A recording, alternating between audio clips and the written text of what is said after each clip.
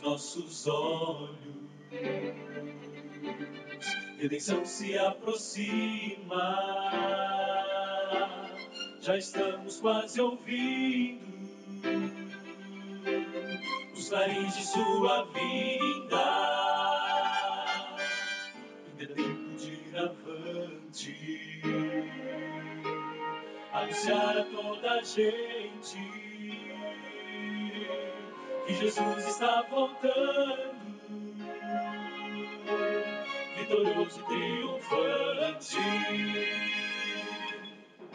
Breve virá, breve virá, breve Jesus voltará. Breve virá, breve virá, breve Jesus voltará.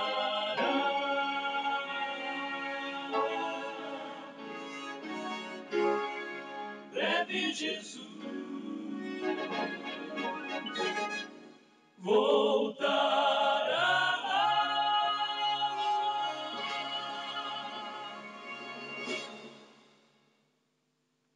Desta linda cidade de Espinho, convosco a transmissão do programa As Grandes Revelações do Futuro.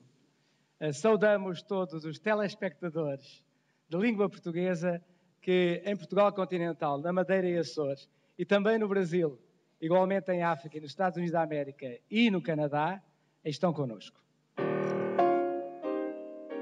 Breve virá, breve virá, breve Jesus voltará.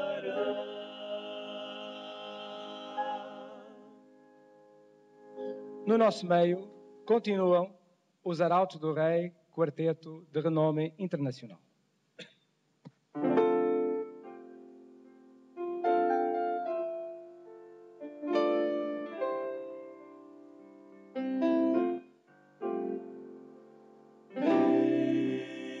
Eu sei de um rio,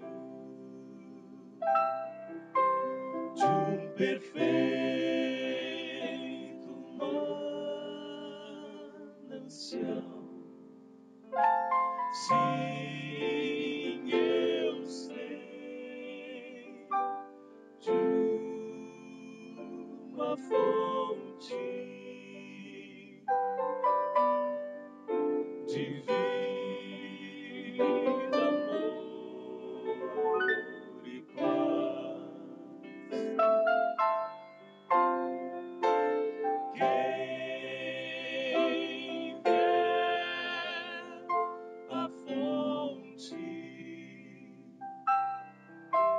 de água pura e salutar, não voltará a ter sede, pois Cristo satisfaz.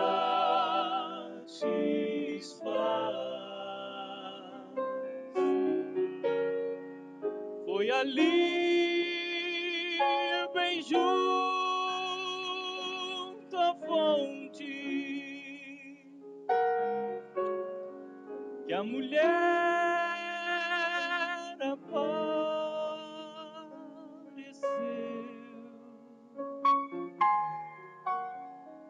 Sua vida estava em ruínas, por pecar chorou, sofreu.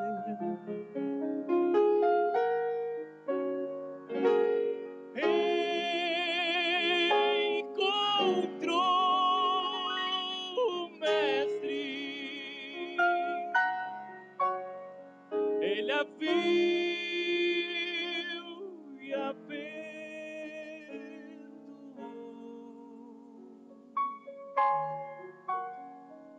Deu-lhe dessa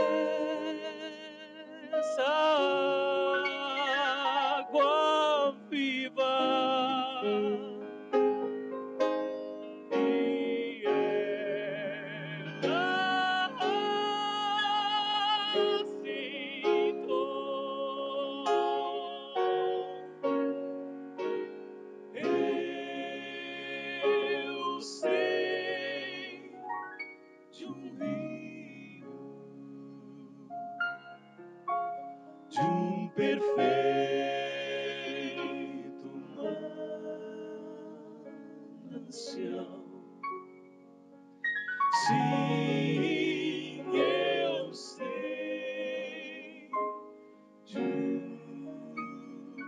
a fonte de vida, amor e paz. Quem vier a fonte de água pura e santa,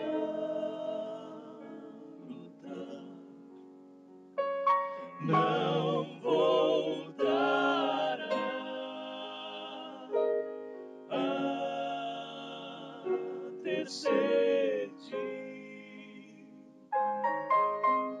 pois Cristo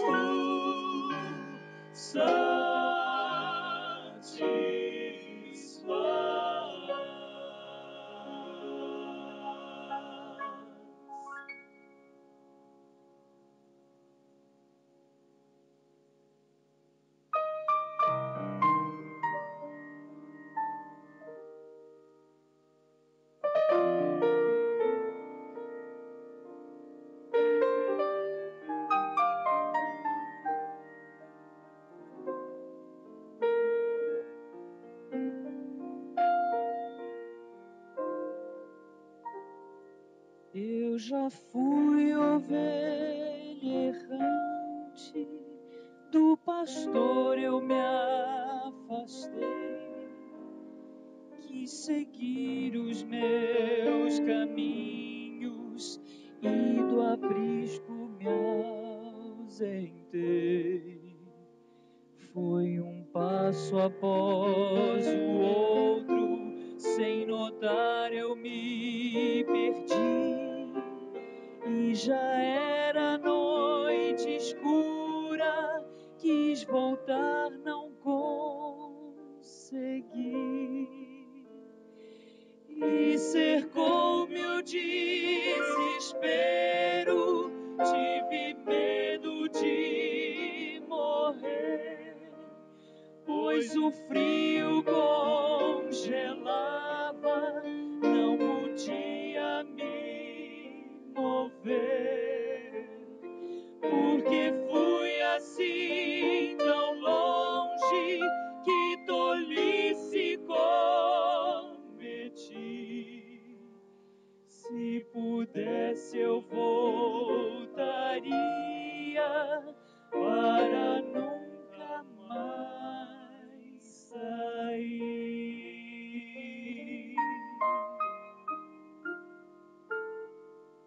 De repente ouvi ao longe uma voz tão familiar.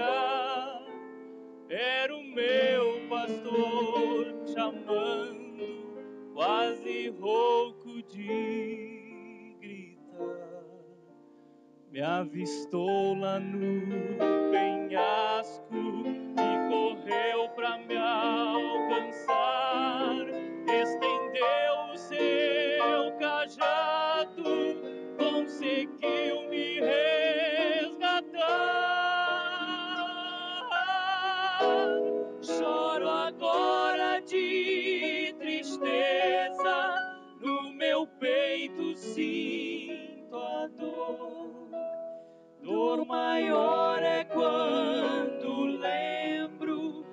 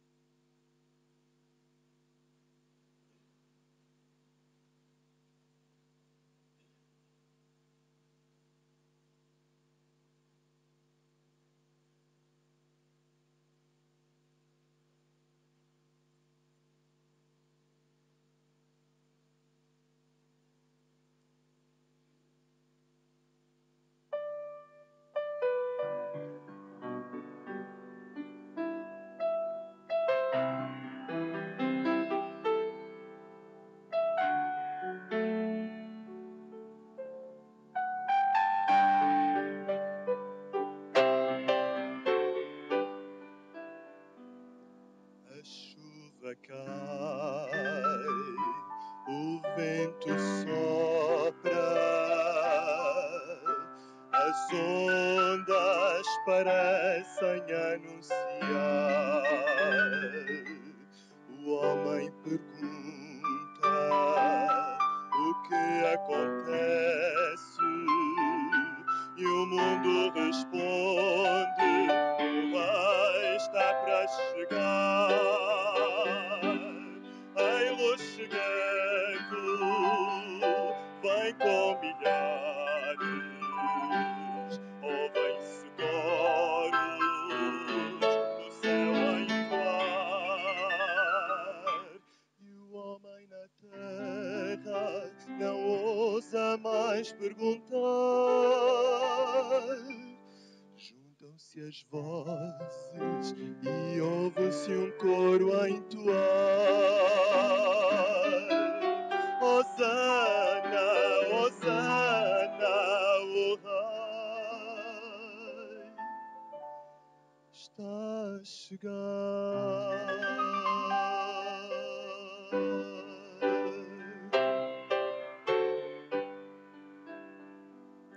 A terra geme, as flores caem, toda a natureza parece anunciar.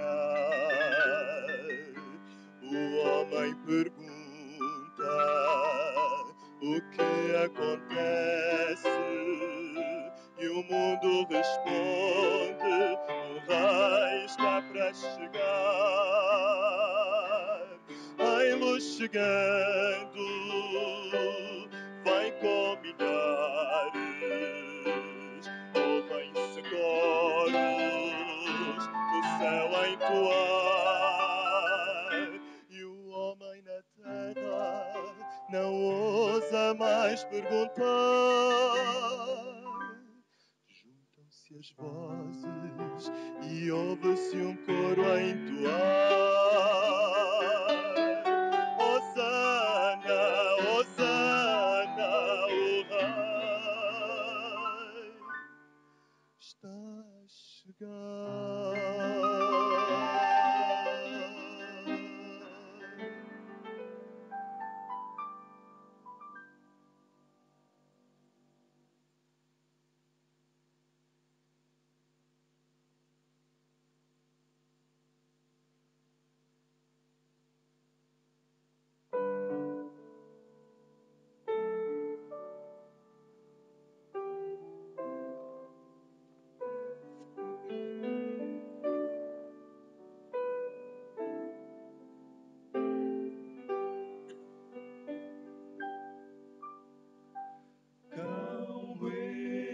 Está meu coração pronto a ouvir tua voz, Pai. Fala hoje, meu Senhor. Quero ouvir tua voz. Vem ser comigo, ser meu abrigo.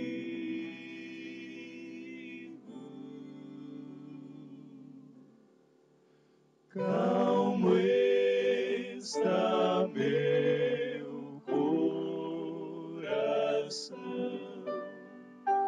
quero ouvir tua voz.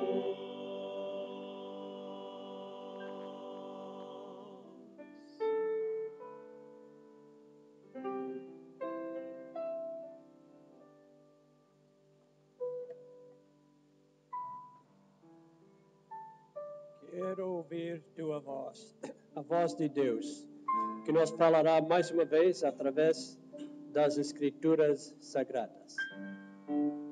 somente algumas palavras sobre o programa que vai continuar.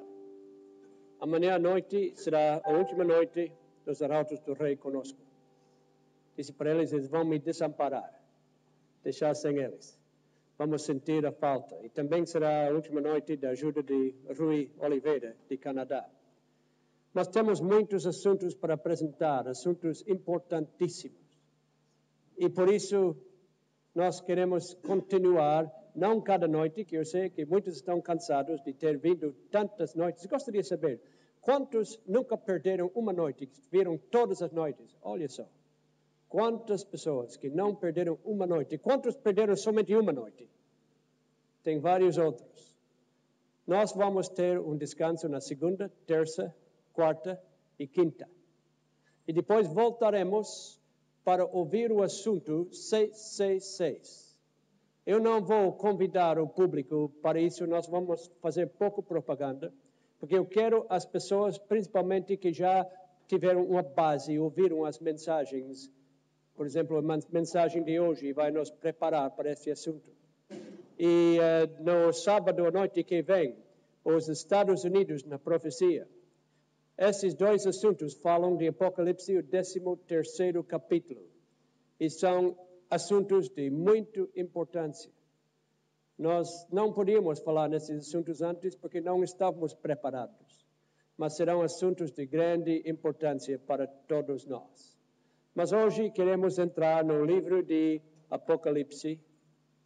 Este livro que fala do levantamento e queda das grandes nações.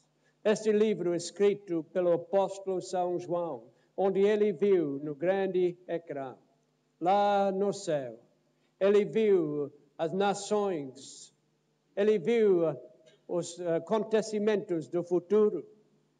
Deus abriu o futuro para ele. A vida de São João foi uma vida de muita aventura, uma vida dramática. João foi o discípulo de amor, chamado de amor. Ele andava sempre com Jesus. Ele acompanhava Jesus em todas as viagens, junto com os outros discípulos. Mas ele era um dos três que ficava mais perto de Jesus. E muitos artistas têm descrito João com a cabeça no peito de Jesus. João escreveu o Evangelho de São João, que nos fala da vida de Jesus de uma maneira muito emocionante. A história de João é interessante porque ele foi o que mais tempo viveu depois de Cristo. Uma vez, João estava com Jesus, como estava também o seu irmão. E a mãe de João e Tiago vieram fazer um pedido a Jesus. Eu creio que todas as mães do mundo têm preconceito. Não há mãe que não tem preconceito. Posso provar isso porque eu sei que minha mãe tinha muito preconceito. Minha mãe até me achava bonito. Isso prova que ela tinha preconceito. As mães têm muito preconceito e a mãe de João e Tiago tinha bastante preconceito, porque ela chegou um dia e fez um pedido a Jesus. Ela disse: concede que estes meus dois filhos se sentem, um à tua direita e outro à tua esquerda no teu reino. Disse: meus filhos são os mais inteligentes dos 12, os mais bonitos, os mais capazes, e eles devem ter um lugar especial no reino. Ela queria que quando Jesus sentar no trono, com a sua coroa, tivesse um dos seus filhos de um lado e outro no outro lado. O que foi que Jesus respondeu? Jesus, porém, replicou: não sabeis o que pedes. Podeis beber o cálice que eu estou para beber? Responderam-lhe: podemos. Mas estes discípulos, João e Tiago, quando responderam, não sabiam o que estavam falando. Eles realmente beberam do mesmo cálice de Jesus. Qual foi o cálice de Jesus. Lá na última ceia, antes da crucifixão, ele bebeu um cálice, mas não era o cálice real. O cálice mais importante sobre o qual ele bebeu. Quando ele falou no jardim de Getsemane, disse, passa este cálice se for a tua vontade, mas não a minha vontade. Qual é o cálice que ele estava falando? Estava falando do cálice de sofrimento. Ele bebeu do cálice de sofrimento quando coroaram a sua cabeça com coroa de espinhos. Quando eles levaram ele para a cruz do Calvário. Quando pregaram as suas mãos na cruz. Quanto sofrimento, mas o maior sofrimento não foi o sofrimento físico, foi a agonia, mais do que o sofrimento mental. O peso dos pecados de todos os seres humanos. Todos os vis pecados das piores pessoas neste mundo caíram sobre ele. E ele morreu de um coração quebrantado. João e Tiago tiveram um privilégio especial. Beberam do mesmo cálice. Tiago foi o primeiro dos 12 discípulos que morreu uma vida de mártir por Jesus. Que privilégio. O primeiro mártir que morreu depois do tempo de Jesus. Não acha que seria um privilégio dar a sua vida por este Jesus que deu tanto para nós? Tiago teve esse privilégio. Ele, num sentido, sentou ao lado de Jesus, sendo o primeiro de morrer. E João sentou no outro lado de Jesus. Porque deveria ser muito difícil morrer por causa da sua fé. Mas há uma coisa que é muito mais difícil. É possível que muitos de nós nunca vamos morrer por causa da nossa fé. Mas todos nós podemos fazer o que João fez. Porque é mais difícil viver por sua fé do que morrer. O João foi o último dos 12 discípulos de morrer. Assim, ele se assentou no outro lado de Jesus. Tiago sendo o primeiro, João sendo o último. E a história nos conta que João estava pregando e foi preso. Foi preso pelo crime de pregar o Evangelho de Jesus Cristo. Nunca roubou nada de ninguém, nunca cometeu um crime real, mas o crime dele era contra o governo romano. E ele foi preso e resolveram fazer um exemplo dele para ninguém andar nos seus passos mais. E a história diz que pegaram uma caldeira de azeite fervendo e jogaram João lá dentro. E segundo a história, ele não sentiu nenhuma dor. Dentro desta caldeira de azeite fervendo, ele andou como se estivesse passeando no jardim no verão. E quando os seus perseguidores contemplaram isso, eles ficaram espantados e levaram ele para uma ilha no mar Egeu, a ilha de Patmos. E foi nesta ilha que ele recebeu as visões que encontramos no livro de Apocalipse. Nós vamos hoje ver a Bíblia no livro de Apocalipse, capítulo 12, onde temos a história do grande dragão vermelho e da donzela vestida de branco. Vamos começar, então, lendo em Apocalipse, capítulo 12, versículo 1. João nos disse o que ele viu. Olhando as palavras da Bíblia, disse, e viu-se um grande sinal no céu. Uma mulher vestida do sol, tendo a lua debaixo dos seus pés e uma coroa de 12 estrelas sobre a sua cabeça. Que quer significar tudo isso? Porque o livro de Apocalipse foi escrito em linguagem simbólica.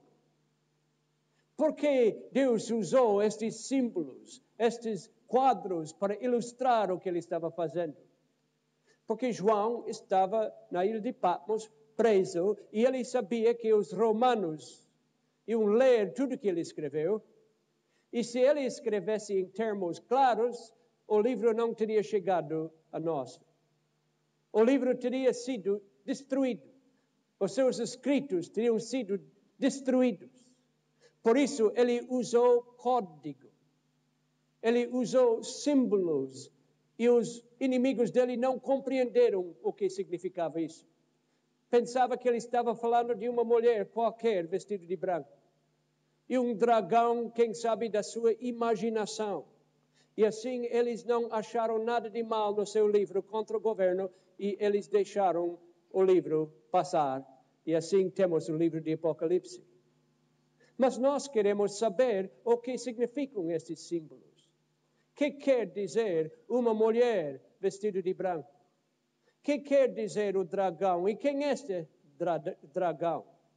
E que coroa de 12 estrelas ela estava na cabeça? Nós vamos estudar agora estes símbolos. Desta senhora pura, vestida de branco, como uma noiva.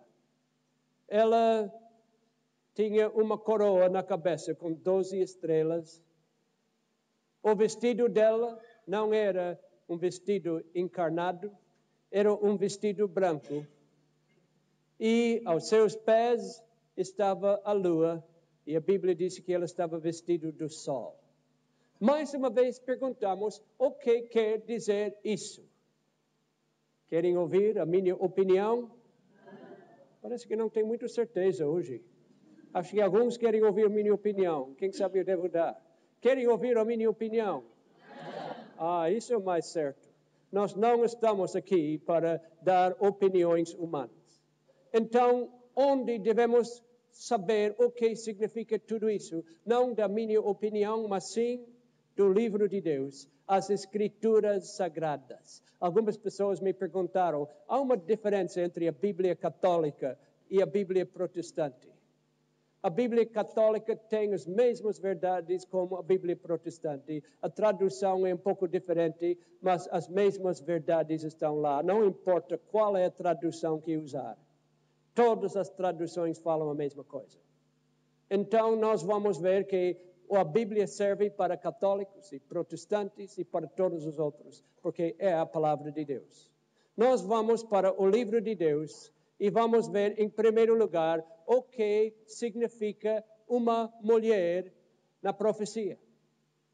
E olhando no livro de Deus, nós vamos ver muitos exemplos, chaves proféticos, que nos falam que uma mulher significa uma igreja. Em Oséias, capítulo 2, versículos 19 e 20, diz que uma mulher é usada para significar uma igreja. Também em Isaías 54, 1 a 8, Deus usa este símbolo de uma mulher para representar uma igreja. Também em Ezequiel 16, 8 a 14, temos o mesmo símbolo. E também em 2 Coríntios 11, versículo 2. Todos esses versículos, como dizemos outra noite, é preceito sobre preceito, é mandamento sobre mandamento, um pouco aqui, um pouco ali. Podemos ler muitos versículos. Efésios 5, 21 a 23 também usa a mesma ilustração. Assim, nós sabemos que uma mulher na profecia significa uma igreja. Isso não é minha opinião, assim disse a Bíblia. João viu uma mulher representando uma igreja. Agora, quando eu falar em igreja, eu não estou falando num prédio. Eu não estou falando num prédio com paredes. Eu estou falando agora na palavra igreja, que vem do grego ecclesia, que quer dizer uma congregação. Porque não é o prédio que é a igreja. O prédio pode queimar, mas a igreja ainda continua. Não é a casa que é o lar. Eu li a história de um menino pobre sentado no calçado numa cidade e alguém perguntou: onde você mora? Menino, onde está seu lar? Diz: aqui mesmo. Não, mas aqui não tem casa nenhuma. Diz: não tenho casa, mas tenho lar. Meu pai vai construir uma casa aqui, mas meu lar é aqui. Quando falamos na igreja, não estamos falando na casa, estamos falando no lar. Se sua casa queimar e é destruída, não acabou seu lar, acabou simplesmente a casa. Se o prédio for destruído, não acabou a igreja ainda continua. Assim, quando falamos numa igreja, uma mulher representando uma igreja, estamos falando num povo. O povo é a igreja. As pessoas são a igreja. A Bíblia chama os membros da igreja de Deus de santos, porque eles aceitaram o perdão de pecados que Jesus nos oferece e se tornaram puros quando Jesus disse: se confessamos os nossos pecados, Ele é fiel e justo para nos perdoar dos nossos pecados e nos purificar de toda a injustiça. João viu uma mulher representando um povo, uma congregação vestida do sol. Que quer dizer o sol? Mais uma vez, não vamos usar a nossa opinião. Não vamos usar o nosso pensamento. Vamos para as Escrituras Sagradas. E lá podemos ver que o sol representa o Evangelho de Jesus Cristo. Em Malaquias 4:2, fala no sol da justiça, representando Jesus Cristo como nosso Salvador. Em Salmo 104:2, outra vez podemos ver o símbolo do sol representando o Evangelho, como também em São Lucas 16:8. Infelizmente não temos tempo para ler todos os versos hoje à noite, porque queremos estudar Apocalipse 12, mas precisamos saber os símbolos. Paulo, em 1 Tessalonicenses 5 e 8, usa as mesmas expressões. Agora temos uma mulher vestida de branco, vestida do sol, uma igreja vestida do Evangelho, com a lua aos seus pés. O que significa a lua? Nós sabemos a diferença entre o sol e a lua. O sol brilha com luz própria. A lua somente reflete a luz. A lua não tem luz por si mesma. A lua reflete. A lua é como se fosse uma sombra, lança a sombra do sol. E nós sabemos o que a lua ou a sombra significa nas Escrituras. Nós vamos ler alguns textos porque são importantes para compreender o assunto de hoje. E Hebreus, capítulo 10, versículo 1, e Colossenses 2:17 falam nas sombras e o que significam. Estes dois versículos nos ajudam a compreender quando a Bíblia fala em sombras das coisas vindouras, que Paulo disse. Essas sombras são o quê? São o sistema antigo de sacrifícios. Esses sacrifícios que não salvavam ninguém, mas eles apontavam o tempo do Evangelho de Jesus Cristo. Eram sombras porque as ovelhas que morreram não salvaram ninguém. Essas ovelhas representaram nosso Senhor Jesus Cristo. O tabernáculo no deserto, onde os sacrifícios foram oferecidos. Todo o sistema era uma sombra da coisa real. Não sacrificamos animais hoje. Se eu sacrificasse uma ovelha hoje, eu diria, eu não creio que Jesus veio. Porque quando Jesus chegou, as sombras acabaram. Portanto, a Bíblia diz, porque a lei, sendo a sombra dos bens futuros, aqui não está falando nos 10 mandamentos, está falando na lei cerimonial dos sacrifícios. A lei sendo sombra dos bens futuros e não a imagem exata das coisas, não pode nunca, pelos mesmos sacrifícios que continuamente se oferecem de ano em ano, aperfeiçoar os que se chegam a Deus. Hebreus 10:1. Essas cerimônias, esses sacrifícios eram sombras. O trabalho do sacerdote lá no tabernáculo, nos sacrifícios, era uma sombra. Os cordeiros que morriam eram sombras de Jesus Cristo, porque quando João Batista viu Jesus Cristo ao lado do Rio Jordão, ele disse: eis o Cordeiro de Deus que tira o pecado do mundo. Estes cordeiros davam a sua vida, mostrando como Jesus um dia daria a sua vida, mas não tinha poder, eram simplesmente sombras. Quando Jesus morreu, o sol começou a brilhar e a lua desapareceu. Os sacerdotes do Velho Testamento não tinham mais a sua tarefa. Lá no templo, o véu que separava o Santo do Santíssimo se rasgou de cima para baixo, mostrando que não havia mais Santíssimo aqui na terra, somente no céu. Acabou. Jesus, o nosso pastor, se tornou Jesus, o nosso sacrifício e nosso Salvador. Vamos continuar agora. E estando grávida, gritava com as dores do parto, sofrendo tormentas para dar à luz. Aqui temos uma mulher, pode ver o quadro? Está vestido do sol, o evangelho já começou, Jesus chegou, a lua está embaixo das suas pés, os sacrifícios já passaram. Agora estamos entrando numa nova era. Jesus chegou, mas o quadro dramático mostra essa mulher, não simplesmente uma mulher, mas uma mulher grávida. Uma mulher que estava esperando dar à luz.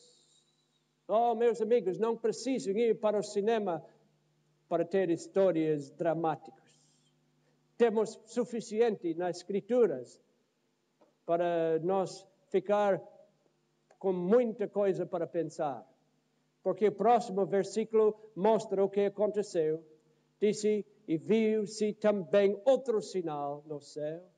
Eis um grande dragão vermelho que tinha 7 cabeças e 10 chifres, e sobre as suas cabeças 7 diademas, e sua cauda levava após de ti a terça parte das estrelas do céu, e lançou-as sobre a terra. E o dragão parou diante da mulher que estava para dar à luz, para que, dando ela à luz, lhe devorasse o filho. Apocalipse 12, 3 e 4. Agora podemos ver que essa senhora está pronta para dar à luz, e diante dela está um dragão vermelho. Quem é o dragão? Queremos saber? Onde vamos achar a resposta? Mais uma vez, nas Escrituras, não precisamos adivinhar. Não precisamos duvidar. A Bíblia fala claramente quem é o dragão. Eu fico com pena de pessoas que estudam o livro de Apocalipse sem usar a Bíblia para achar as explicações. Eu ouço pregadores, tem muitos da América na televisão, que dão a sua própria opinião, e cada um tem uma ideia diferente. Mas graças a Deus não precisamos fazer isso. Podemos ir diretamente às Escrituras e podemos achar a resposta quando perguntamos quem é o dragão. Eu não vou lhe dizer quem é. Na sexta-feira à noite nós vamos falar em 666. Vamos falar na besta. Eu não vou lhe falar quem é. Vamos deixar a Bíblia falar. Quem é o dragão? Qualquer pessoa pode ler a Bíblia e tem uma resposta clara, que não depende de interpretação humana. É tão claro. A Bíblia disse, e foi precipitado o grande dragão. Agora temos ele identificado, mas quem é? Foi precipitado o grande dragão, a antiga serpente, que se chama o diabo e Satanás, que engana todo mundo. Quem é o dragão? Não sabem ainda? Vou ler outra vez. Foi precipitado o grande dragão, a antiga serpente, que se chama o diabo e Satanás, que engana o mundo. Quem é o dragão? Qualquer dúvida? A Bíblia não somente disse que ele é o diabo, disse também é Satanás. A Bíblia disse que ele engana o mundo. Nós temos ele identificado, desmascarado, por isso ele não gosta desse assunto. Mas Satanás usa poderes humanos para fazer seu trabalho, como nós vamos ver. Satanás foi lançado do céu quando ele declarou guerra contra Deus. Então houve guerra no céu. Miguel e seus anjos batalhavam contra o dragão, e o dragão e seus anjos batalhavam e não prevaleceram, nem mais o seu lugar se achou no céu. E foi precipitado o grande dragão, a antiga serpente que se chama o diabo e Satanás, que engana todo o mundo, foi precipitado na terra e seus anjos foram precipitados com ele. A terceira parte das estrelas, representando a terceira parte dos anjos que foram com Satanás, com Lúcifer, porque concordaram com ele, duvidaram de Deus e queriam entrar no reino de Lúcifer e sair do reino de Deus. Nós falamos isso na semana passada, para os que estiveram aqui, e nós vamos não explicar isso mais uma vez. Mas o dragão foi precipitado na terra, ele está aqui na terra trabalhando. Ontem falamos das férias que ele vai tomar, mas não tomou ainda. Está muito ocupado, está trabalhando dia e noite. E, infelizmente, este dragão usa agentes humanos para fazer o seu trabalho. Mas vamos continuar com o livro de Apocalipse. E deu à luz um filho, um varão, que há de reger todas as nações com vara de ferro. E seu filho foi arrebatado para o Deus e para o seu trono. Eu poderia mostrar muitos versos aqui, mas parece que não é necessário. Porque quem é que a Bíblia disse que há de reger todas as nações com vara de ferro? Quem é que nasceu aqui na terra e depois voltou para o céu para ocupar o trono de Deus? Quem é? Há somente um. Aqui não há lugar para discussão. Aqui não há lugar para opiniões. O filho que nasceu à igreja primitiva no tempo do princípio do evangelho, quando a lua estava aos pés da igreja e a igreja estava vestida do sol, o filho é nosso Senhor Jesus Cristo, que nasceu numa manjedoura tão humildemente, numa vila chamada Belém. Quantas vezes eu tenho andado as ruas de Belém, tenho andado em frente do lugar onde ele nasceu, olhado as estrelas e imaginado como será que foi aquela estrela que anunciou a sua vinda. Jesus nasceu numa manjedoura, não nasceu num palácio. Ele, o Rei dos Reis, se abaixou e veio para este mundo, para Belém, este lugar onde hoje ainda os pastores cuidam de suas ovelhas. Os rebanhos ao redor de Belém ainda mostram para nós que a Bíblia é a verdade. Mas Satanás ficou furioso quando Jesus veio a este mundo. O dragão parou diante da mulher para que quando ela desse à luz, ele pudesse matar o filho. Porque a guerra no céu era contra Jesus. Satanás queria tomar o lugar de Jesus. Nós estudamos isso à noite que falamos quem fez o diabo. Satanás tinha ciúmes de Jesus e tinha grande ódio de Jesus e declarou guerra contra Jesus, mas Jesus, como Rei dos Reis e Senhor dos Senhores, venceu essa guerra e Satanás perdeu e foi lançado para a terra. Mas ele disse, agora é minha vez. Eu não podia ganhar uma guerra contra Jesus, o rei.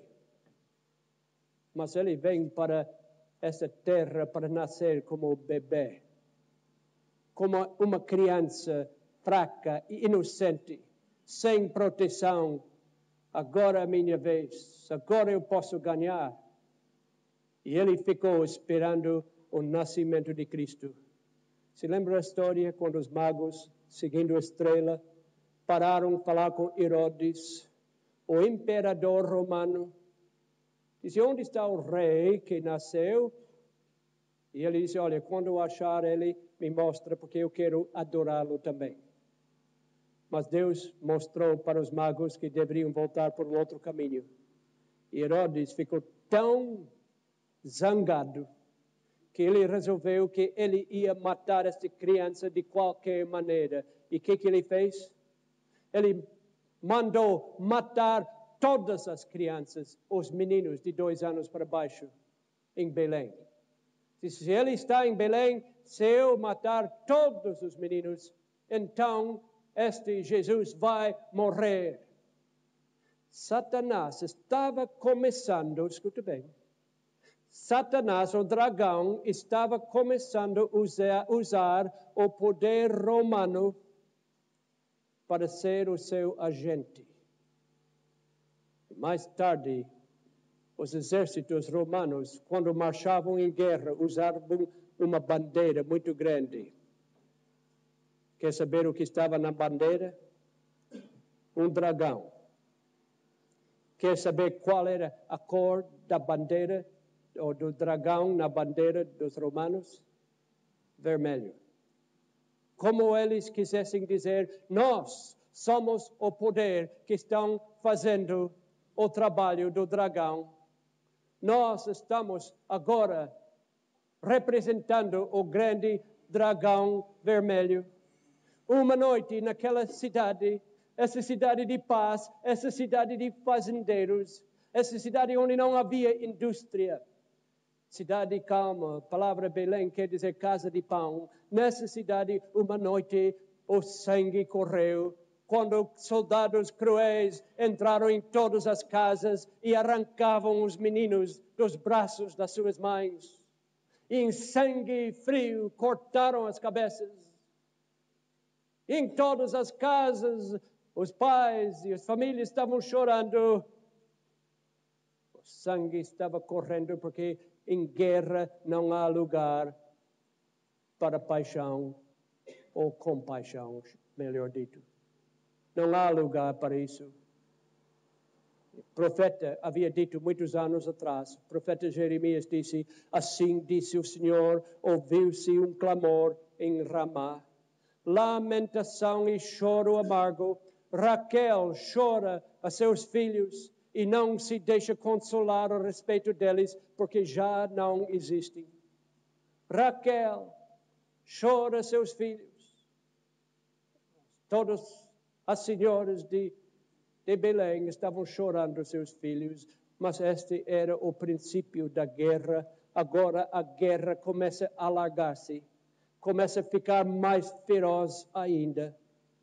E a mulher fugiu para o deserto, onde já tinha lugar preparado por Deus, para que ali fosse alimentada durante 1260 dias. Apocalipse 12:6.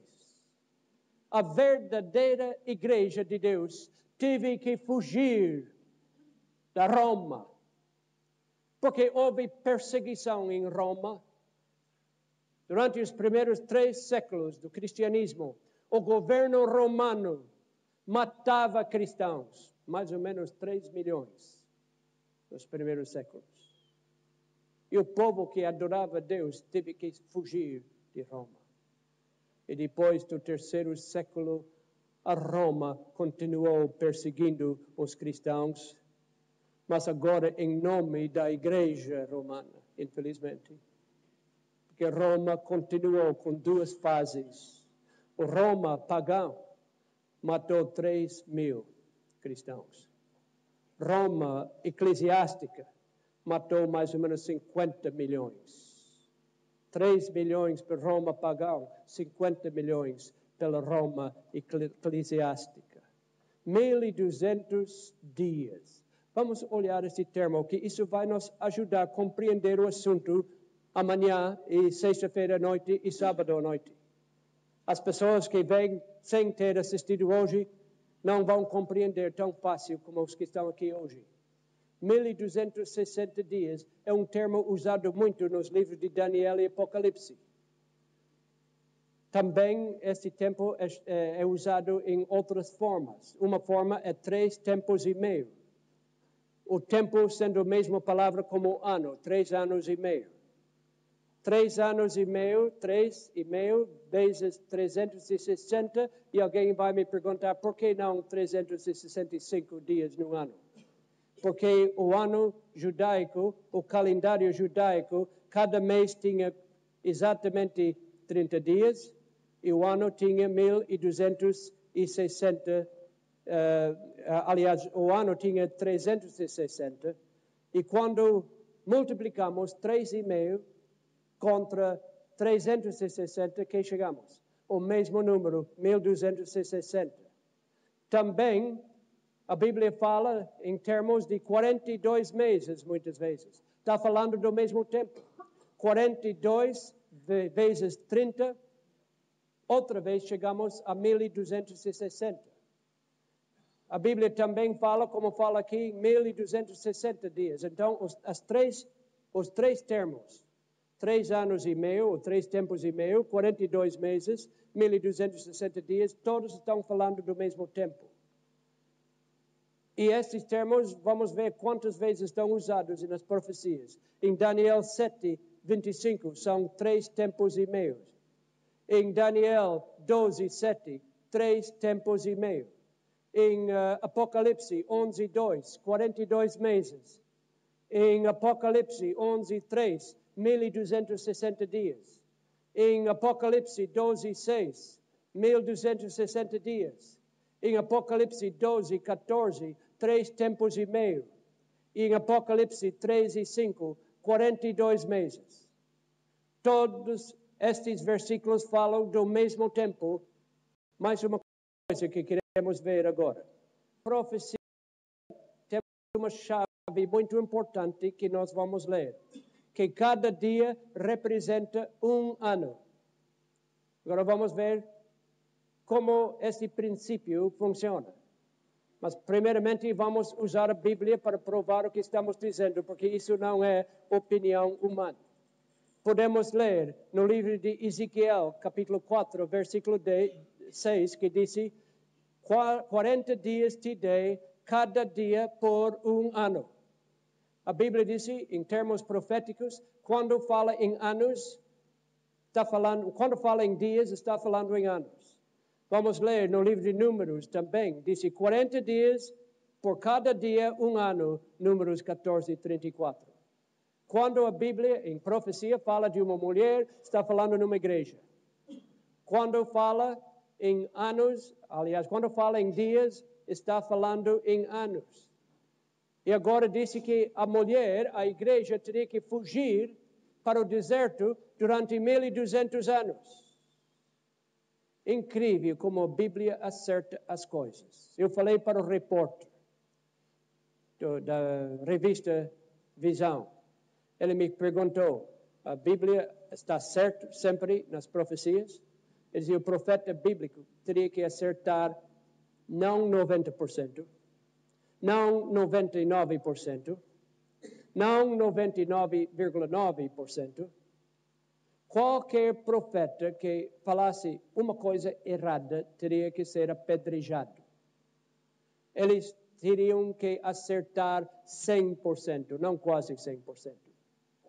E bem como a profecia disse, no ano 538, ano Domini, Justiniano fez alguma coisa que causou muito sofrimento no mundo e hoje ainda estamos sofrendo com isso. Ele deu poder para a igreja, misturando o Estado com a igreja, poderes eclesiásticos com poderes judiciais. Norte América foi construído num princípio a separação do muro ou um muro de separação, melhor dito, entre a igreja e o governo. Deus nunca ordenou que a religião se tornasse lei. Quando a religião se torna lei, a perseguição começa. Por isso, não é bom misturar a religião com o governo. É uma coisa que deve se manter separado. Deus mandou pregar o evangelho, não enforçar o evangelho. O evangelista poderia ter muito êxito se entrasse no salão, se eu entrasse aqui hoje com um revólver, espingarda, e apontasse e disse, olha, aceita em Cristo, não vou te matar. Quem não aceitaria, não é? A religião nunca deve ser uma coisa forçada. Deus nos fez livres. Cada pessoa deve escolher por si a sua religião. Mas no ano 538, o imperador Justiniano começou um novo sistema em que o governo iria enforçar as leis da igreja. E começaram 1.200 anos de perseguição. Perseguição cruel. Foram nestes 1.260 anos que 50 milhões de pessoas morreram. Perseguidos não por causa dos crimes, mas por causa da sua fé. Era contra a lei ler a Bíblia. Qualquer pessoa podia ser morto pelo simples crime de ler a Bíblia. Pregar o Evangelho, pior ainda. Quantas pessoas morreram nesses 1.260 anos até a Revolução Francesa, 1798, quando o general de Napoleão, o general Berthier, entrou no Vaticano, prendeu o Papa que existia naquele tempo e a perseguição terminou. Exatamente o que a Bíblia falou aconteceu. Foi tal qual foi falado na Bíblia, não foi diferente. 1.200 anos de perseguição. Vamos ver o comboio aqui. O comboio entrou no túnel. Era um comboio preto. Mas quem saiu do túnel? Um comboio branco. Uma igreja entrou no túnel da Idade Escura, 1.260 anos. Uma igreja branca, uma igreja pura, entrou no túnel. Era uma igreja no 3º século ainda, mas no ano 538, esta igreja entrou no túnel. O que saiu do túnel? Não uma igreja, mas muitas igrejas. Porque foi durante a Idade Escura, durante esses 1.260 anos da perseguição, que a religião de Jesus Cristo foi completamente contaminada. Se lembra o cavalo negro, depois do cavalo vermelho que estudamos uma noite? Durante este tempo, os cristãos foram perseguidos por outros cristãos, não pelos pagãos. Foram queimados vivos. Porque a igreja verdadeira de Deus não estava nos grandes catedrais. Estava no deserto. Estava sofrendo a perseguição feroz.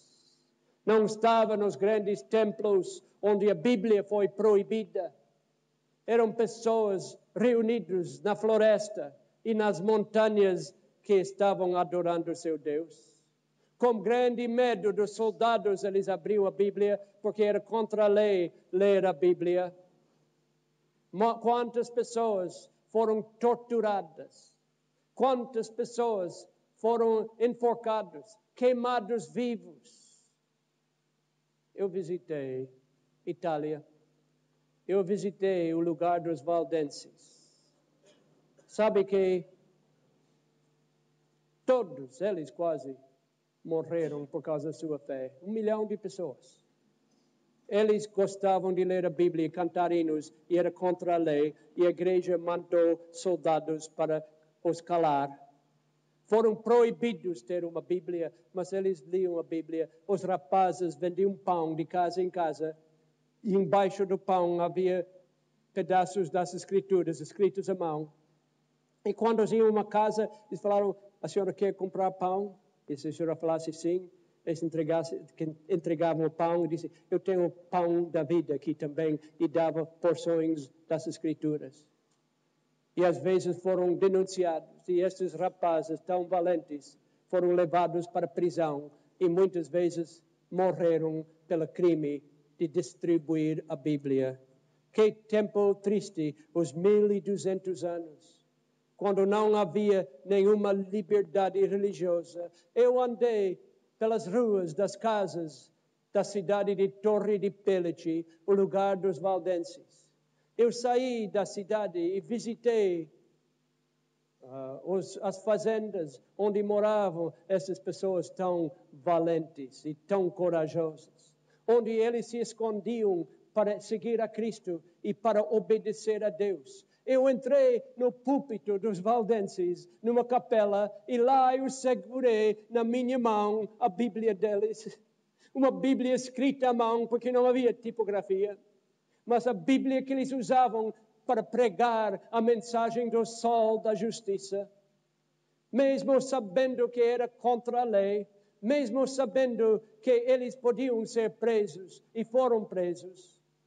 Hoje pode visitar aquele lugar e ver os descendentes dos valdenses ainda vivendo a sua vida lá na floresta. E quando eu olhei essas montanhas, minha imaginação começou a trabalhar. Eu comecei a pensar o tempo em que estas pessoas foram caçados pelos soldados do governo, mandados pela igreja, caçados como animais.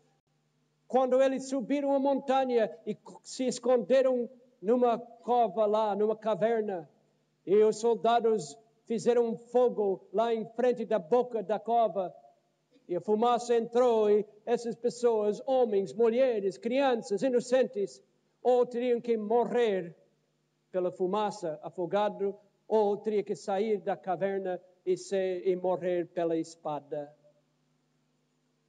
Vamos continuar o estudo de Apocalipse, capítulo 12, porque tem muitas mais coisas. Então ouvi uma grande voz no céu que dizia, agora é chegada a salvação e poder e o reino do nosso Senhor Deus e a autoridade do seu Cristo, porque já foi lançado fora o acusador dos nossos irmãos, o qual diante de nosso Deus os acusava dia e noite.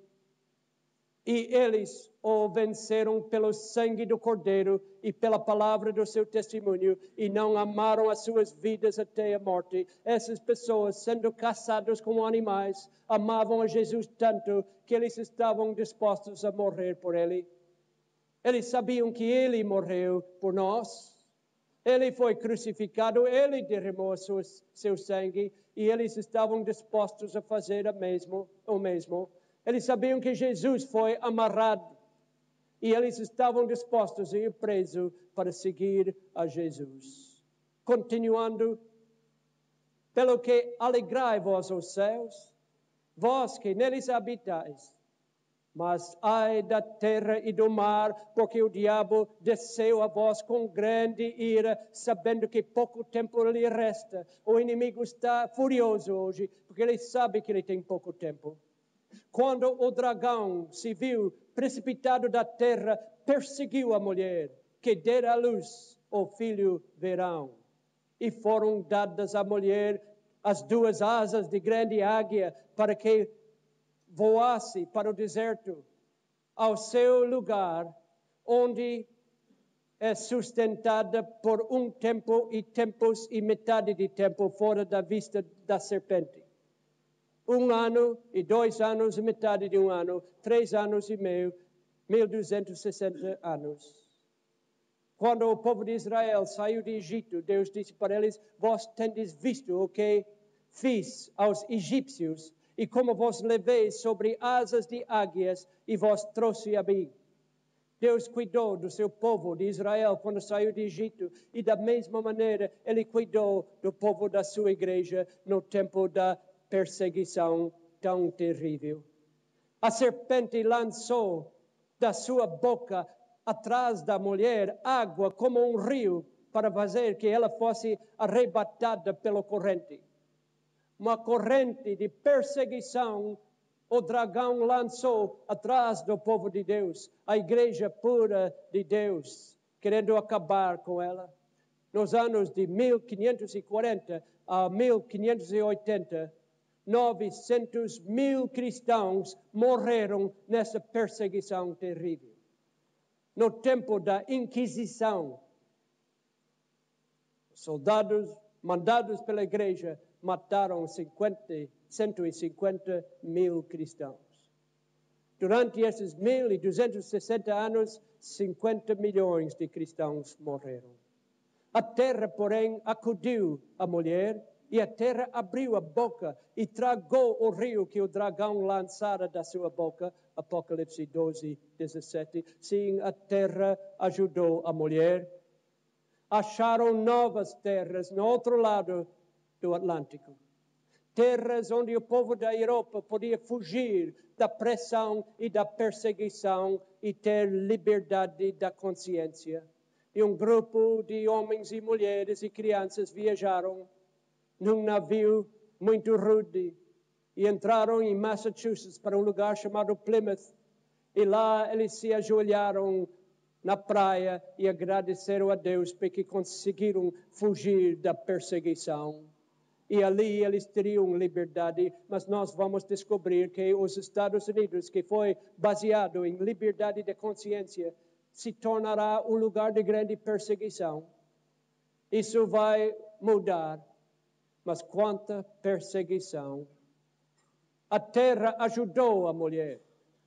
Pessoas corajosas como Lutero ajudaram para que a igreja de Deus e o povo de Deus fosse protegido.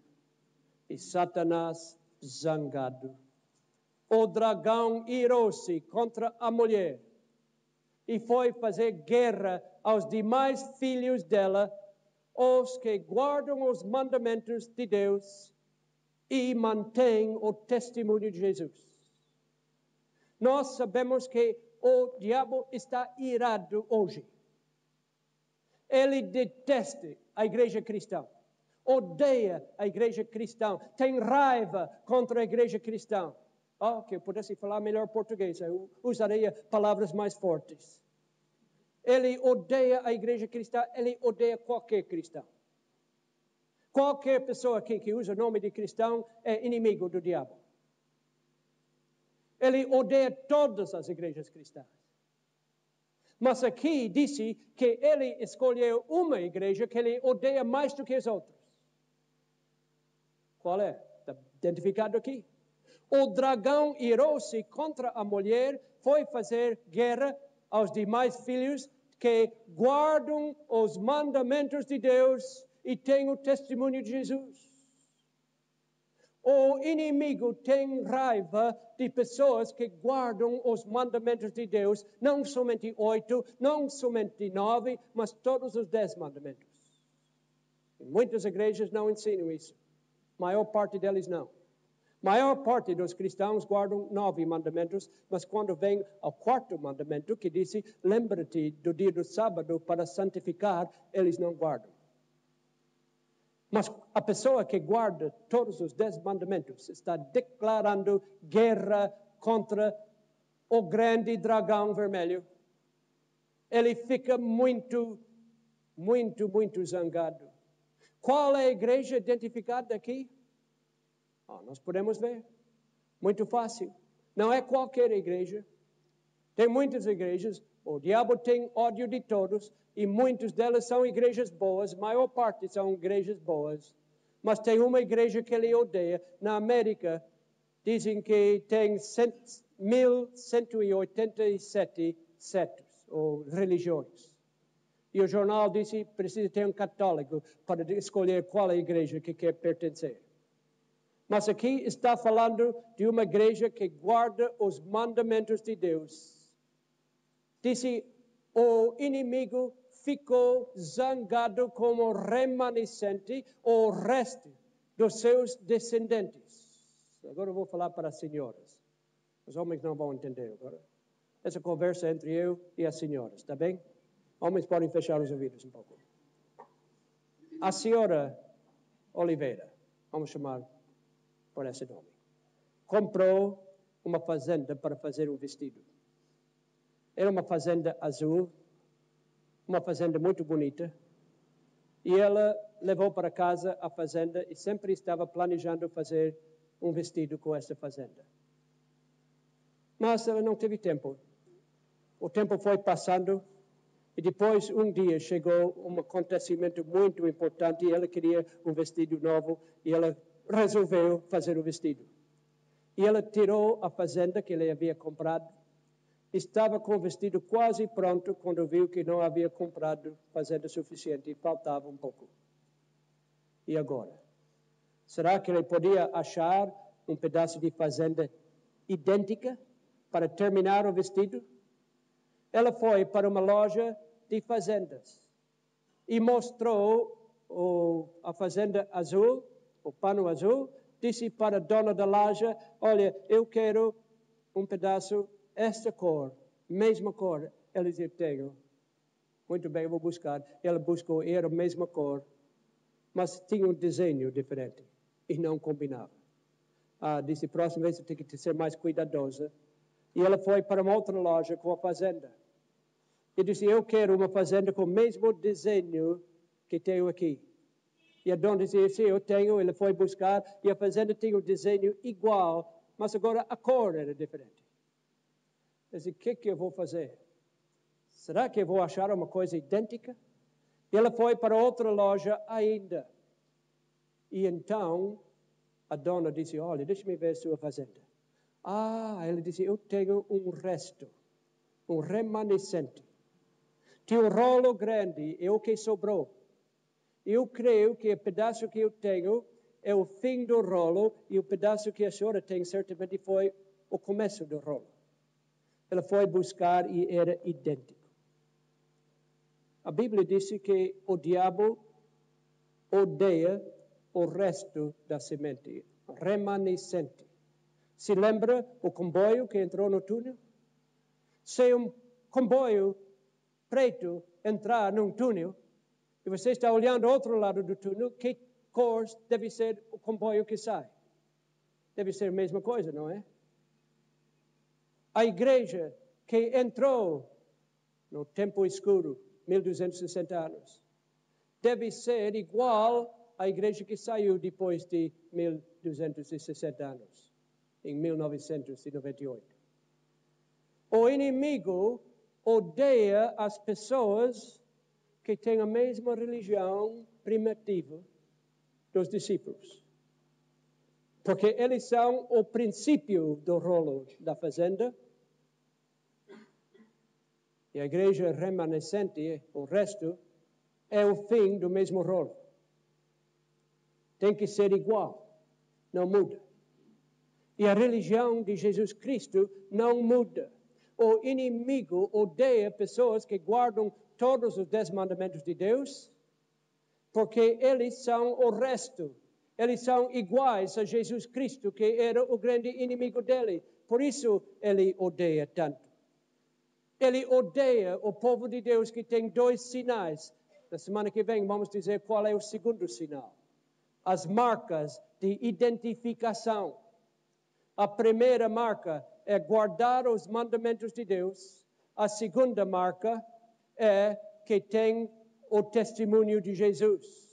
Precisamos das duas coisas. A salvação vem de Jesus e como resultado da nossa salvação, nós guardamos os mandamentos de Deus.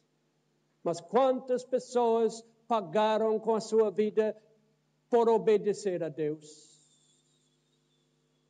O grande reformador, John Wycliffe, como falam em português? Sabem quem é, não é? Wycliffe.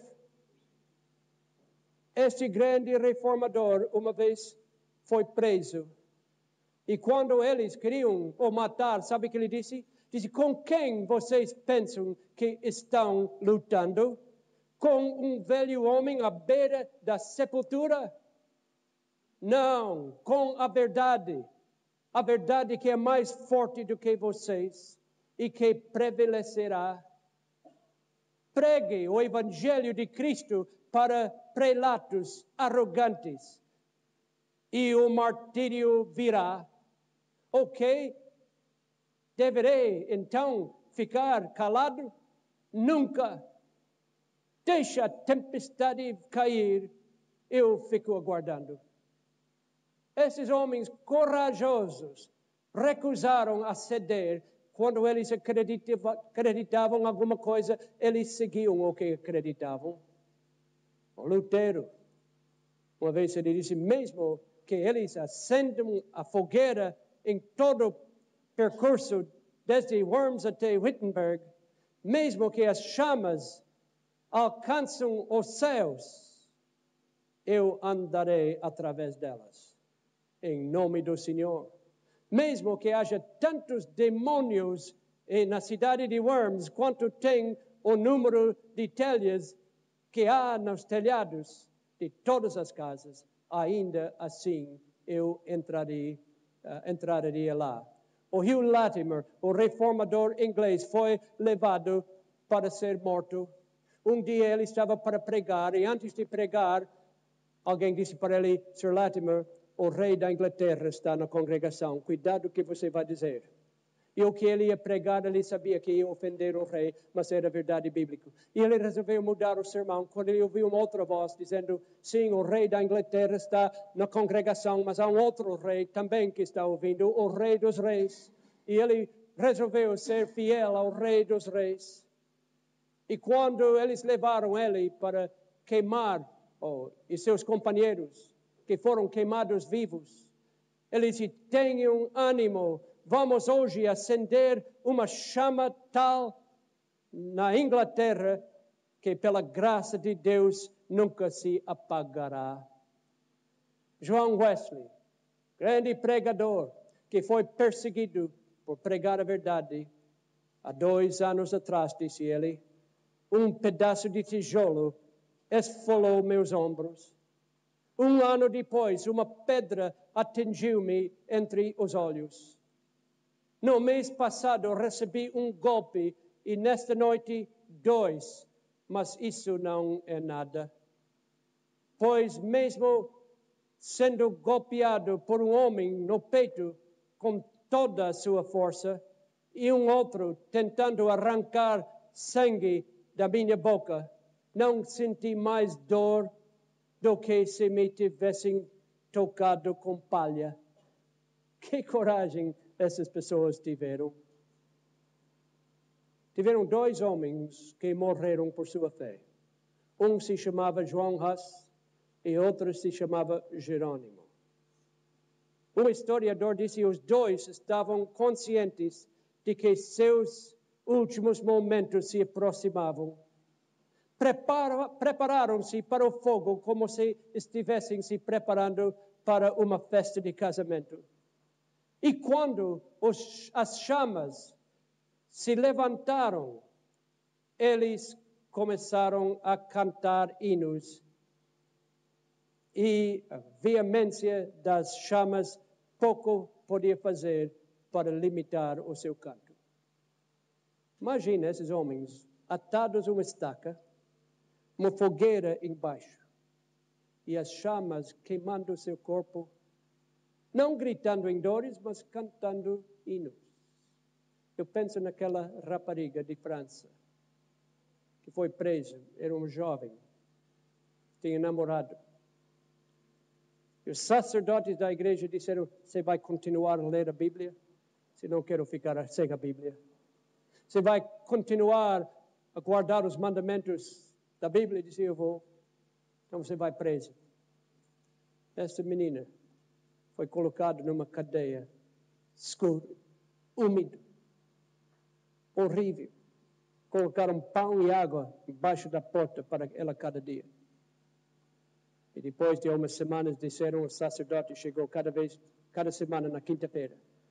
Como é, Maria? Gosta desse lugar? Disse, não. Está muito frio? Disse, estou passando muito frio. Na sua casa, há um fogão quente.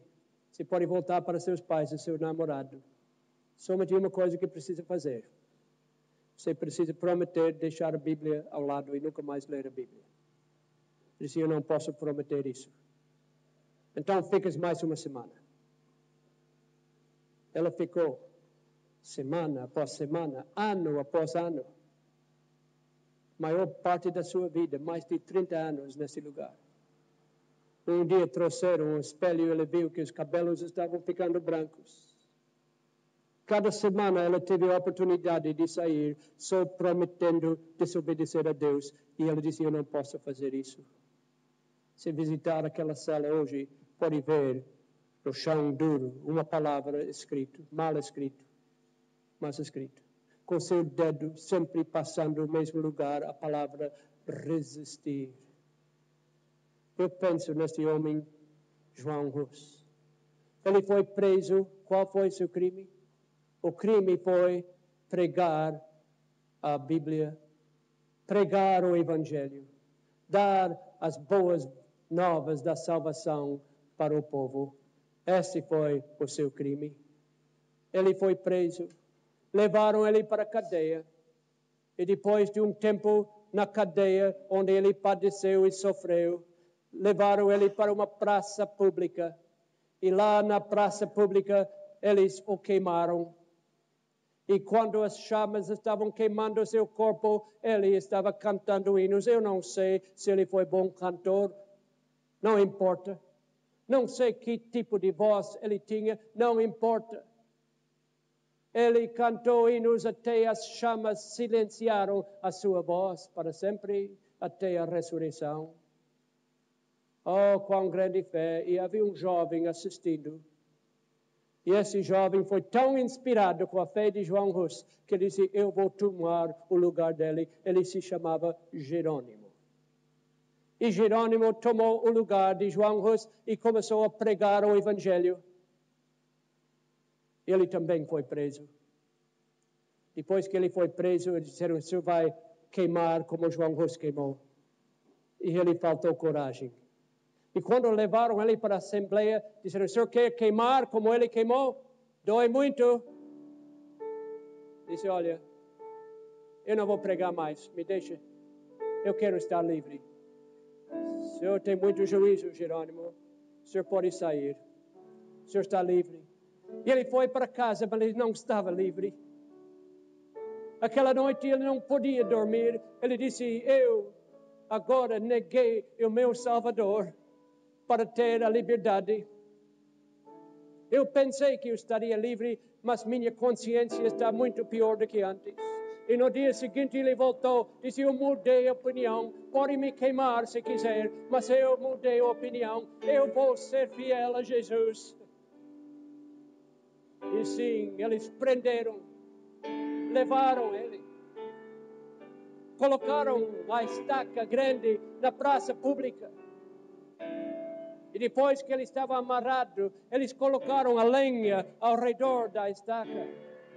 E todo o material para queimar o corpo dele. E mandaram um rapaz acender o fogo. E esse rapaz foi se aproximando. E quando ele viu os olhos de Jerônimo, faltou-lhe coragem. E ele fez uma volta e foi atrás para acender o fogo. O grande mártir, olhando tudo isso, ele disse, jovem, vem acender o fogo na minha frente. Aproxima-se corajosamente, acende a fogueira à minha frente. Se eu tivesse medo, eu não estaria aqui. Vem acender o fogo na minha frente, porque se eu tivesse medo, eu não estaria aqui. Oh, quanta coragem! Quantas pessoas no passado pagaram com a sua vida, a sua fé e sua religião. Quanta coragem tem mostrado os soldados cristãos do passado. Oh, cristãos avante, Deus está chamando pessoas hoje que preferem morrer antes de desobedecer Jesus Cristo.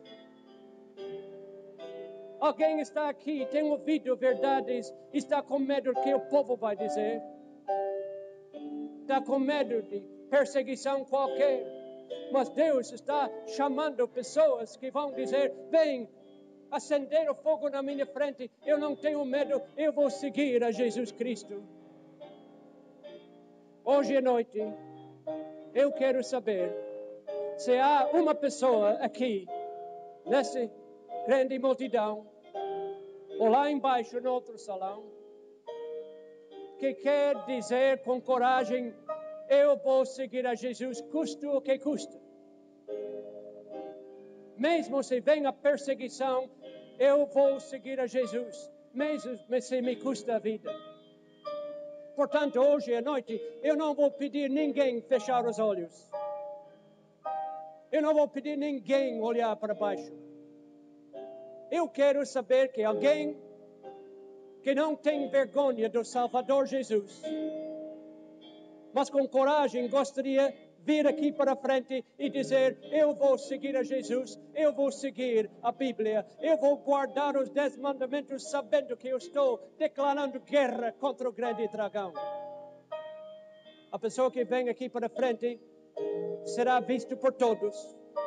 Alguém pode rir, alguém pode fazer pouco de ti, mas eu quero saber se há alguém que teria essa coragem de vir aqui e dizer, eu vou seguir, eu quero fazer parte da igreja de Deus que guarda os mandamentos de Deus e tem o testemunho de Jesus.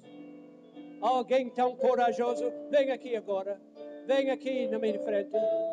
Eu peço a pessoas que estão dispostas agora, eu não estou pedindo um chamado geral, eu quero as pessoas que estão tomando uma decisão nova por enquanto. Muito obrigado, Deus abençoe. Há mais alguém? Se você quer dizer, eu quero seguir a Jesus, eu não tenho medo, eu vou todo o caminho, pode acender o fogo, eu vou o seguir. Deus abençoe. Há mais alguém que tem essa mesma coragem hoje à noite? Se você ouviu alguma coisa nova essa semana, Deus falou ao seu coração, vem agora, vem para frente enquanto Deus lhe chama. É um compromisso. O inimigo vai ficar zangado. O inimigo vai fazer tudo contra ti. Mas Deus está chamando pessoas que não têm medo. Homens, mulheres, jovens. Há mais alguém? Eu quero fazer uma oração com esse grupo. Há mais alguém agora que pode vir? Levanta-se agora e vem. Enquanto Deus lhe chama. É um ato de coragem. É uma decisão forte, mas a melhor decisão da sua vida. Há mais alguém? Nós vamos demorar um pouco mais. Certamente não vamos ficar na televisão muito tempo. O nosso tempo está acabando.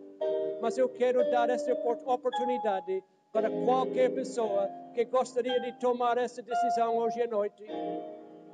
Quem vai ser o próximo? Deus está chamando agora, não sou eu. Deus está te chamando. Alguém agora, neste momento, que gostaria de dizer, eu vou seguir a Jesus totalmente, todo o caminho, eu não tenho medo. Graças a Deus pelos jovens que estão dispostos a ir todo o caminho. Quem vai ser a próxima pessoa? Deus abençoe. Você tem ouvido as verdades aqui, as verdades das Escrituras, não minha opinião. Há mais alguém? Quem sabe alguém lá embaixo terá que subir a escada, mas vem enquanto Jesus chama. Há mais alguém? Alguém pode dizer, mas é tão longe de vir lá de trás para frente. Mas meu amigo, Jesus andou muito mais longe para ti. Vem agora enquanto Ele chama. Vem agora enquanto Ele te chama. Graças a Deus pelas decisões que estão sendo feitas hoje. Essa guerra aqui é muito maior do que qualquer guerra no mundo. Os resultados são muito mais importantes. Porque nós estamos fazendo decisões não para o tempo, mas sim para a eternidade. Há mais alguém? Vamos demorar pouco mais. Queremos dar uma oportunidade para todos. Há mais alguém? Vem, jovem. Nós queremos orar juntos. Há mais alguém? Sua vinda pode ser uma influência em outras pessoas. Pode diminuindo. Pode diminuindo. Há mais alguém agora? Graças a Deus que esperamos um pouco mais, não é? Esperamos poucos mais minutos. Eu sempre tenho medo de terminar um chamado como este. Que eu estou com medo de fechar a porta para alguém. Nós queremos manter a porta aberta alguns momentos mais. Eu vejo pessoas se mexendo no seu lugar. Estou tão contente que eu esperei um pouco mais. Valeu a pena, não é? Estou vendo tantas pessoas aqui noite após noite. Nós estamos agora passando o tempo das coisas fáceis. Estamos entrando nas verdades profundas. E Deus está chamando pessoas que querem agora seguir e obedecer. Fazer parte do seu reino. Eu vou demorar um pouco mais, porque eu sei algumas pessoas que estão querendo vir, mas não têm coragem. Algumas pessoas que estão segurando o banco, porque é tão difícil levantar. Se Jesus está falando a ti agora, vem. Vem neste momento. Alguém mais? Sim, vem aqui para frente. Deus te chama. É a decisão mais importante da tua vida. Mais alguém? Em poucos minutos precisamos fechar. Graças a Deus que eu esperei um pouco mais. Graças a Deus. A Bíblia diz que cada vez que uma pessoa toma essa decisão, os anjos no céu estão cantando. Pode imaginar como estão cantando hoje à noite? A Bíblia diz que cada vez que alguém toma essa decisão, os sinos do céu começam a tocar. Os sinos do paraíso estão tocando hoje à noite. Quanta felicidade. Mas eu sei que há mais uma pessoa que está querendo vir. Eu sei que é um pouco tarde, mas alguma coisa mais importante. Eu conheci um pregador que estava pregando. Ele pregou muito tempo e alguém tirou um relógio e mostrou para ele. Ele disse, meu amigo, nós não estamos falando de tempo, nós estamos falando da eternidade. Nós perdemos tanto tempo, às vezes, em frente da televisão e não nos preocupamos. Eu não quero apressar, porque eu sei que há alguém mais que precisa vir. Alguém mais que quer vir. Eu não quero fechar a porta. Nesses últimos segundos que restem desta reunião, há alguém mais que gostaria de vir e fazer parte desse grupo? Nós vamos orar juntos. Nós vamos estar juntos para falar, para ajudar cada pessoa. Se Deus está chamando mais uma pessoa, eu peço que essa pessoa possa vir neste momento. Há mais alguém?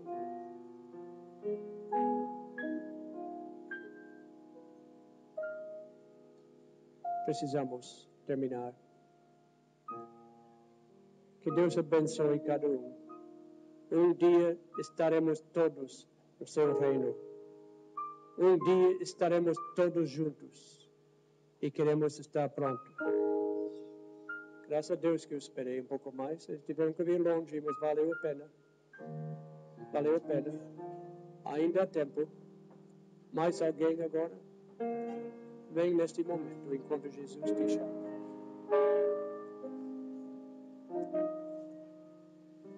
Vamos orar. Antes de orar, eu vou pedir ao pastor dessa igreja, pastor Vieira, que venha aqui. E ele vai, enquanto eu estou despedindo os outros, ele vai passar um tempo com essas pessoas preciosas que vieram para frente. Ele vai ficar com cada um. Vocês ficam aqui uns momentos só, não vai demorar muito. Quando as pessoas vão saindo, podem tomar os primeiros bancos. E ele vai, 5 minutos, 10 o máximo, vai fazer uma oração com as pessoas aqui e dar uma pequena orientação, pegar os nomes para que nós podemos ajudar e ser uma ajuda para todos. Pai nosso, te agradecemos o fato que os sinos do céu estão tocando hoje. Te agradecemos que os anjos no céu estão cantando. Pai, abençoe cada pessoa que teve a coragem de vir aqui hoje à noite. Pai, que cada um seja uma grande bênção para ti. Que cada um possa ser usado de uma maneira especial na pregação do teu evangelho. Pai, abençoe cada um. Alguns podem encontrar em perseguição depois de sair daqui. Encontrar lutas e dificuldades porque o inimigo está zangado, está furioso.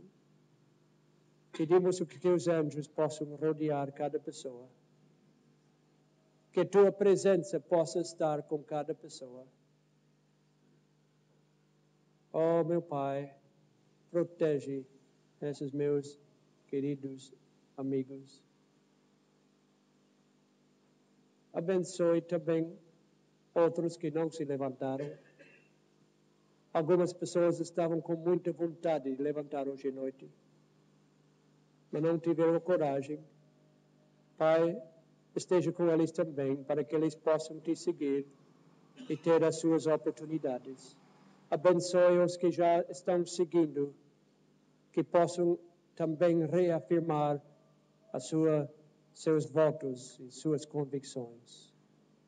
Despede-nos agora com a tua paz e com a tua bênção e ajuda para que possamos voltar amanhã para ouvir mais da mensagem maravilhosa das Escrituras Sagradas.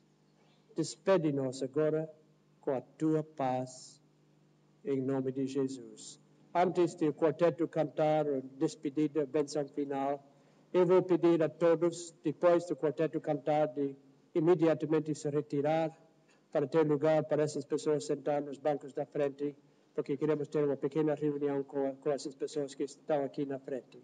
Então, depois do quarteto cantar a bênção final, vamos sair rapidamente e deixar lugar para essas pessoas e ter silêncio aqui dentro para que podemos ter poucos minutos com eles. Se alguém mais gostaria de ficar com eles, todos estão bem-vindos. Mas não vamos conversar, vamos ficar em silêncio para que podemos ter uma pequena reunião. Todos podem ficar se gostam. Quarteto. Que o Senhor te abençoe e te guarde. Que o Senhor faça resplandecer seu rosto sobre ti e tenha misericórdia de ti.